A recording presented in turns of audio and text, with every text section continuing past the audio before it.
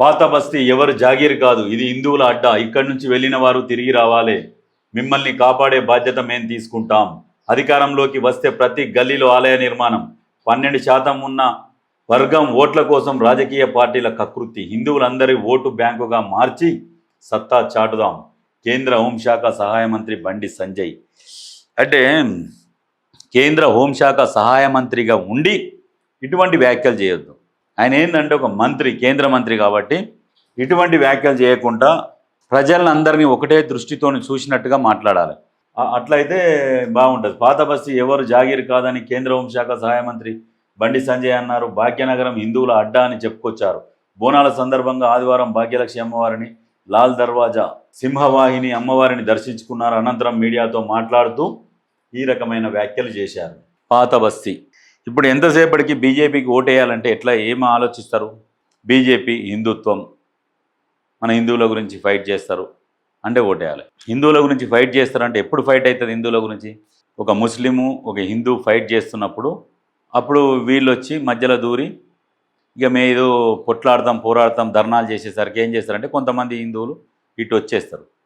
కాకపోతే అసలు ఆ ఫైటింగ్ అనేది క్రియేట్ చేయకుంటే, ఆ ఫైటింగ్ అనేది, ఆ కొట్లాట అనేది క్రియేట్ చేయకుంటే బీజేపీ పార్టీ ఎక్కడిది, ఎంఐఎం పార్టీ ఎక్కడిది? ఇదంతా ఏందంటే పార్టీలు రాజకీయ లబ్ధి కోసమే ఇటువంటి వ్యాఖ్యలు చేస్తుంటారు. కిషన్ రెడ్డి, అసదుద్దీన్ ఓవైసీ ఇద్దరు కలుసుకొని మాట్లాడుకోరా? బయటి దేశంలో లండన్కో ఎక్కడో బయటి దేశంలో పోయినప్పుడు ఖచ్చితంగా ఎన్నోసార్లు కలిసి ఉంటారు. వాళ్ళు కలిసిన ఫోటోలు, వీడియోలు కూడా వచ్చినాయి ఒక హోటళ్ళల్లో. వాళ్ళేమో పైన దోస్తీ, కిందనేమో కార్యకర్తలు కుస్తీ, ఒకరికొకరు కొట్టుకొని చచ్చిపోతుంటారు. మరి నీకు శత్రువు ఎంఐఎం పార్టీ శత్రువు. ఎంఐఎం పార్టీ శత్రువు అయినప్పుడు ఎంఐఎం పార్టీ మీద ఎందుకు ఐటీ రైట్స్ కావు, ఏ రైట్స్ కావు, ఈడీ రైట్స్ కావు, ఏం కావు? ఆదాయానికి మించి ఆస్తులు ఉన్నాయన్నా, ఏదన్నా ఈ ల్యాండ్కి సంబంధించినవి కావచ్చు, ఏవి ఎందుకు వాళ్ళ మీద జరగవు? వాళ్ళ సంస్థల మీద కూడా రైట్స్ కావు. ఎందుకు కావు అంటే ఇది కారణం. బీజేపీకి ఓట్లు రావాలి అంటే ఎంఐఎంను చూపెట్టాలి.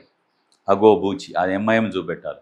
ఎక్కడో యూపీలో పోయి ఎంఐఎం ఫైట్ చేసేంత శక్తి ఉన్నదా ఎంఐఎంకు? యూపీలో ఆలోచించండి. ఎందుకంటే యూపీలో కొంత పర్సెంటేజ్ ఓట్ బ్యాంక్ ఉంటుంది, ముస్లిం ఓట్ బ్యాంక్. అక్కడ ముస్లిం ఓటు బ్యాంక్ ఉన్న ప్లేస్లల్లో ఎంఐఎం వాళ్ళని నిలబెట్టాలి. రెచ్చగొట్టే వ్యాఖ్యలు, బహిరంగంగా స్పీచ్లు ఇవ్వాలి. ఎట్లా అంటే ఇక మొత్తం మనం అందరం ఒకటి, మన ఓట్లు మనకు పడాలని చెప్పేసి బహిరంగంగా స్పీచ్ ఇస్తుంటారు. ఇక ఇచ్చేసరికి దానికి కొంతమంది మంత్ర ముగ్ధులైపోయి హమారా ఎంఐఎంకు, హమారా ముస్లింకా ఓటు హమ్మి దాల్లేంగి అని చెప్పేసి అక్కడ ఎవరైతే ఎంఐఎం పార్టీని క్యాండిడేట్ని నిలబెట్టిరో దాదాపు అక్కడ ఉన్న జనాభాలో ఒక 50 నుంచి 75% ఓట్లని ఎంఐఎం చీలుస్తుంది. అక్కడ మళ్ళీ ఏం చేస్తారు? At the same time BJP వాళ్ళు కూడా ముస్లింలను ఉరికిద్దాము, కొట్టుదాము, చేద్దామని ముచ్చట చెప్తారు. మన ఓట్లు మనం వేసుకోవాలి, ఇదంతా చేయాలని వాళ్ళు చెప్తారు. అటు వాళ్ళు చెప్తారు, ఇటు వీళ్ళు చెప్తారు. ఇద్దరి మధ్యలోనే పోటీ ఉందన్నట్టుగా సృష్టిస్తారు. ఇక మూడోవాడు ఎవడు కనపడు. వీళ్ళిద్దరి మధ్యన ఏది కొన్ని నియోజకవర్గాలలో బీజేపీకి అక్కడ గెలవాలని అనుకున్న సీట్ల దగ్గర ఖచ్చితంగా ఏమైతే ఈ ఓట్లు చీలంగానే అతను వేరే పార్టీ వాళ్ళకు తక్కువైతే ఇక్కడ బీజేపీకి గెలిపిస్తారు. బీజేపీ గెలిపాగానే ఏమవుతుంది? ఆటోమేటిక్గా ఎమ్మెల్యే సీట్లు కావాల్సిన సీట్లు వస్తాయి, పోతారు, ముఖ్యమంత్రి అవుతారు. ఇది ఒక ప్లాన్గా జరుగుతున్నది. ఎక్కడైనా వేరే రాష్ట్రాలలో కూడా బీజేపీ ఎంఐఎం తీసుకుపోతుంది, పెట్టుబడి ఖర్చు అన్నీ పెడుతుంది. అయితే ఈ రకంగా రాజకీయాలు చేస్తారు. ఎంతసేపటికి వాళ్ళని చూపెట్టి వీళ్ళు, వీళ్ళని చూపెట్టి హాళ్ళు. ఏదన్నా అంటే ఎంత సైలెంట్గా ఉన్నప్పుడు ఏదైనా గుడి మీదనన్నా దాడి చేయాలి, ఎవరి మీదనన్నా దాడి చేయాలి. దాడి చేస్తే అందరూ ఒకటేసారి హైప్ను వచ్చేస్తారు. అంటే ఇది తెలుసుకోవాలి. ఎవరు తెలుసుకోవాలి? హిందూ సోదరులు తెలుసుకోవాలి, ముస్లిం సోదరులు కూడా తెలుసుకోవాలి. ఎందుకు మనం కొట్లాడితే ఏమొస్తుంది, ఏం సాధిస్తాం, ఏం తీసుకుపోతాం. ఇప్పుడు ఈ అంతా ఎవరంటే పెళ్లి అయిన కొత్తగా పెళ్లి అయిన వాళ్ళు, పెళ్లి కాని వాళ్ళు, యువత ఎక్కువ దీంట్లో ఉంటారు.